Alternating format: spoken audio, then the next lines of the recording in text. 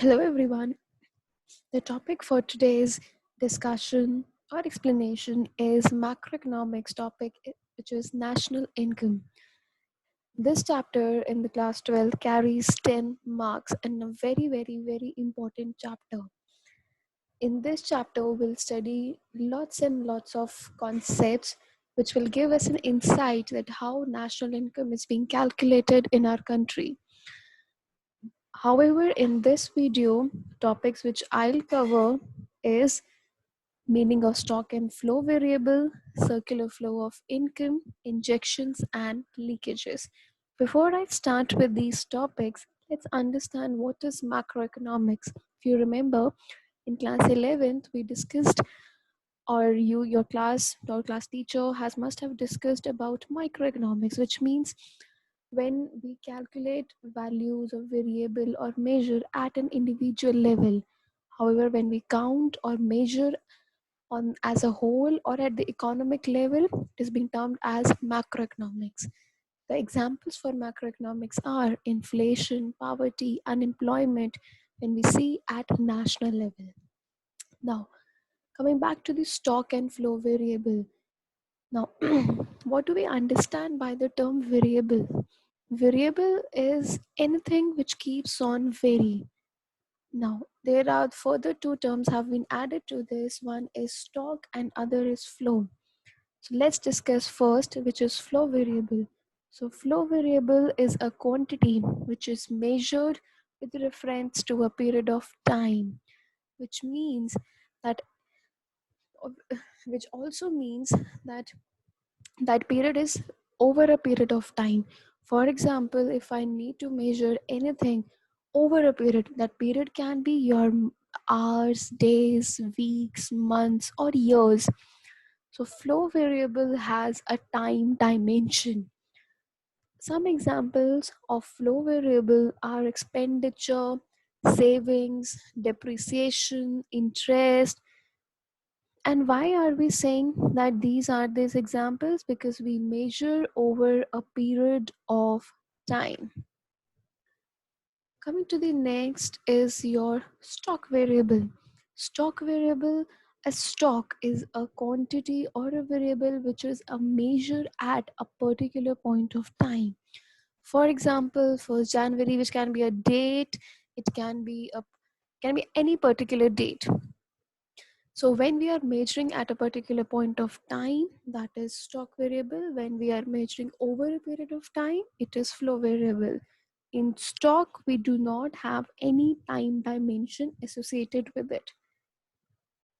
Some examples of stock variable is you can see balance sheet, raw materials, because we measure at a particular point of time, say on 31st of March, what is the inventory of this particular firm.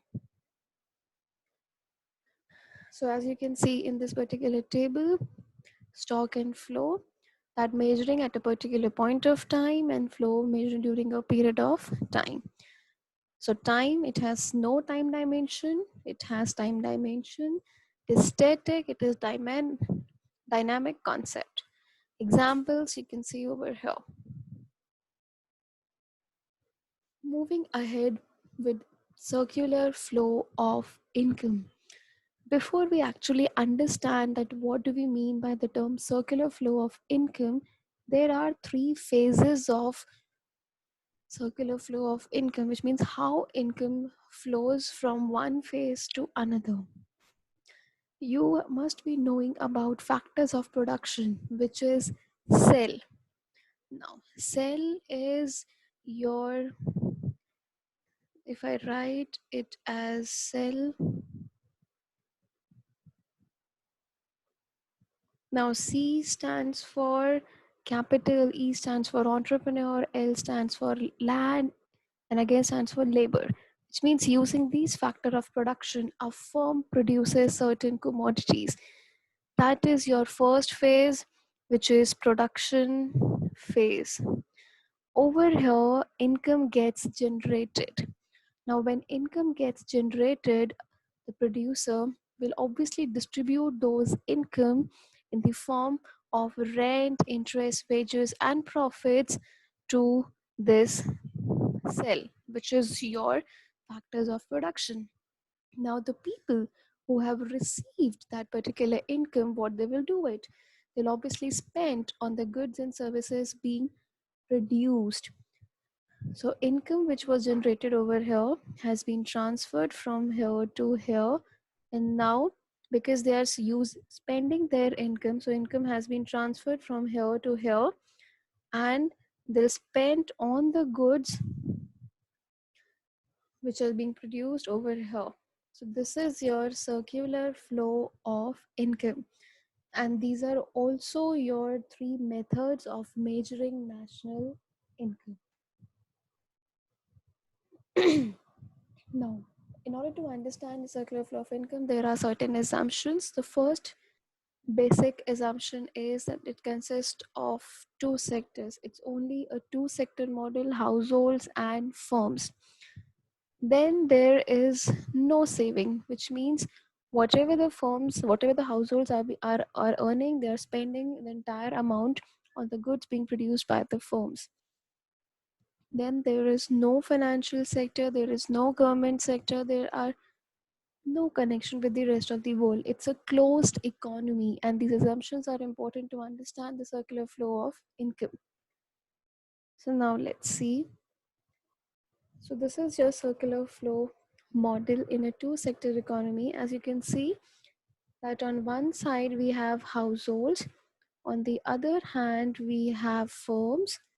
Now we have to see that how these two sectors collaborate with each other, how the income flow between these two sectors.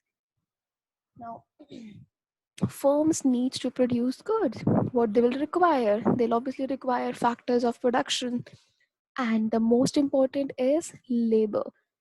Now, from where labor will come is from households. So, as you can see, the first flow is from households to firms. Now, because firms have used their factor services, what they will give in return? They'll obviously give factor payments, which is your second. So, transfer of flow from here to here.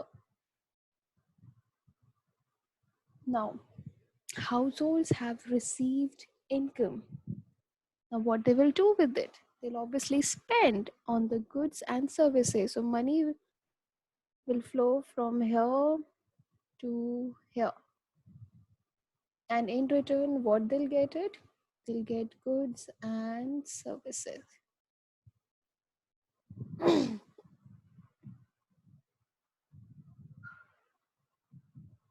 So this is your circular flow of income in a two-sector model. Now, when we need to identify out of these four transactions, which is money flow and real flow. So as you can see, the transactions which involve money flow are which involves money are money flow as the factor, and the transactions which does not involve money are known as real flow. So as you can see over here as well, that real flow, it involves exchange of goods and services, and money flow involves exchange of money. So there is a physical flow in real flow, and there is nominal flow in money flow. The last topic is concept of leakages and injections. We have already studied about circular flow of income. So we need to understand that what are the factors, or what are the variables which lead to the outflow of money from this circular flow of income are known as leakages. As you can see, some examples as taxation, savings, imports. And why are we calling as leakages of withdrawals? Because this does not involve in the circulation. We keep our money out of the circulation. That is why they are leakages. And injections, which means anything when you insert anything which increases the inflow of money, is known as injections, like government spending, investment, exports. So these are known as injections. I hope the concept of leakages, injection, circular flow of income is clear to all. So, thank you.